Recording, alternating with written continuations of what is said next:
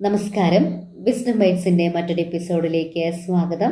I am Sunitha, assistant professor in Malayalam, HSS department. പ്രസംഗം എന്ന് കേൾക്കുമ്പോൾ തന്നെ ആളുകൾക്ക് പേടിയാണ്. ഏതൊരു സ്റ്റേജിലും പ്രസംഗം എന്ന് പറയുന്നത് ഒരു ബോറടിപ്പിക്കൽ പരിപാടിയാണ്. പ്രസംഗിക്കുന്നവർക്കല്ല, പ്രസംഗം കേൾക്കുന്നവർക്ക്. ഒന്ന് ഇത് നിർത്തിപ്പോയിരുന്നെങ്കിൽ എന്ന മനോഭാവത്തോടെ ആയിരിക്കും മിക്കവരും നമ്മുടെ മുന്നിൽ ഇരിക്കുന്നുണ്ടാവുക. അത്തരം സദസ്സിനെ ഒട്ടും തന്നെ ബോറടിക്കാതെ പിടിച്ചിരുത്തേണ്ടത്, അവരുടെ ശ്രദ്ധ ഒട്ടും തന്നെ ചോർന്നു പോകാതെ നമ്മളിലേക്ക് തന്നെ കേന്ദ്രീകരിക്കാൻ ഒരു പ്രാസംഗികന് കഴിയണം. അത്തരത്തിലുള്ള ഒരു പ്രസംഗമായിരിക്കണം നാം തയ്യാറാക്കേണ്ടത്. ഒരു പ്രസംഗത്തിൽ പ്രധാനമായും നമ്മൾ രണ്ട് കാര്യങ്ങളാണ് ശ്രദ്ധിക്കേണ്ടത്: പ്രസംഗം തയ്യാറാക്കലും അത് ഭംഗിയായി അവതരിപ്പിക്കലും. വിഷയത്തെക്കുറിച്ച് മാത്രം ദീർഘമായ ഒരു പ്രസംഗം തയ്യാറാക്കുന്നതിന് പകരം പ്രധാനപ്പെട്ട വ്യക്തികൾ പറഞ്ഞിട്ടുള്ള ഉദ്ധരണികൾ കൂട്ടിച്ചേർക്കാം, ഉദാഹരണങ്ങൾ പറയാം, കവിതാ ശകലങ്ങൾ കൂട്ടിച്ചേർക്കാം, രാമായണം, മഹാഭാരതം, ഖുറാൻ, ബൈബിൾ തുടങ്ങിയ മഹത് ഗ്രന്ഥങ്ങളിലെ വചനങ്ങൾ കൂട്ടിച്ചേർക്കാം.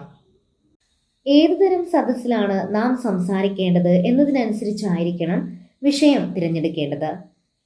ഒരു പ്രസംഗം മുഴുവൻ എഴുതി തയ്യാറാക്കി അത് നോക്കി പ്രസംഗിച്ചു കഴിഞ്ഞാൽ അതിനെ പ്രസംഗം എന്ന് പറയാൻ സാധിക്കുകയില്ല.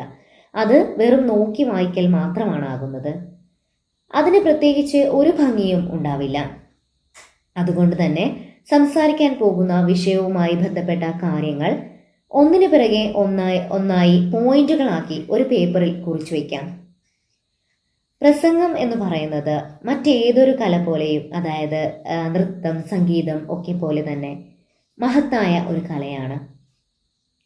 മുന്നിലിരിക്കുന്ന സദസ്സിന്റെ മുഴുവൻ ശ്രദ്ധയും തന്നിലേക്ക് കൊണ്ടുവരാൻ ഒരു നല്ല പ്രാസംഗികന് സാധിക്കും. നമ്മൾ സംസാരിക്കുന്നത് 5 മിനിറ്റ് ആണോ 1 മണിക്കൂറാണോ എന്നതിലല്ല കാര്യം. അതിൽ നിന്നും കേൾക്കുന്നവർക്ക് എന്ത് സന്ദേശമാണ് ലഭിക്കുന്നത് എന്നതിലാണ് കാര്യം. 1 മണിക്കൂർ നീണ്ട കാമ്പില്ലാത്ത ഒരു മുഴുനീള പ്രസംഗത്തെക്കാൾ എത്രയോ നല്ലതാണ് 5 മിനിറ്റ് മാത്രം ദൈർഘ്യമുള്ള വ്യക്തമായ വിവരണങ്ങളോട് കൂടിയ ഒരു പ്രസംഗം. നന്ദി, നമസ്കാരം.